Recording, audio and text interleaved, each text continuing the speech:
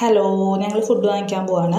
ഞാനും കണ്ണനും കൂടിയിട്ടാണ് പോകണം. ആദ്യം പിള്ളേരെ കൊണ്ടുപോകാമെന്നൊക്കെ പ്ലാൻ ഇട്ടു. പക്ഷേ രണ്ടുപേരും കൊണ്ടുപോകുന്നില്ല. അവരെ കൊണ്ടുപോയാൽ ഇനിയിപ്പോൾ ഫുഡ് ഫ്രണ്ടിൽ വയ്ക്കാനൊക്കെ ഉണ്ട് വെച്ചെങ്കിൽ ബുദ്ധിമുട്ടാവുമല്ലോ എന്ന് കരുതിയിട്ട് രണ്ടുപേരും പോകാനൊക്കെ ഒരുങ്ങി നിൽക്കുകയാണ്. വാച്ചും ചെരുപ്പൊക്കെ കെട്ടി പ്ലാനാണ്. പക്ഷേ രണ്ടുപേരും കൊണ്ടുപോയില്ല.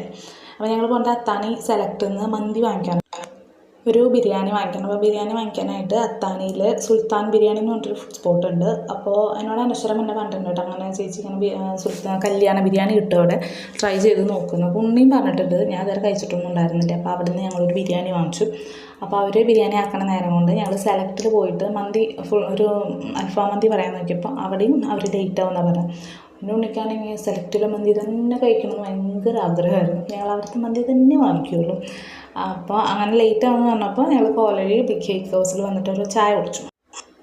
അവിടുത്തെ ചായ അടിപൊളിയായിരുന്നു കേട്ടോ. ഞങ്ങൾ കുറച്ച് ലേറ്റായി കാരണം പ്രത്യേകിച്ച് സ്നാക്സും കാര്യങ്ങളൊന്നും ഉണ്ടായിരുന്നില്ല. അപ്പോൾ ഒരു ടീ കേക്ക് കഴിച്ചു.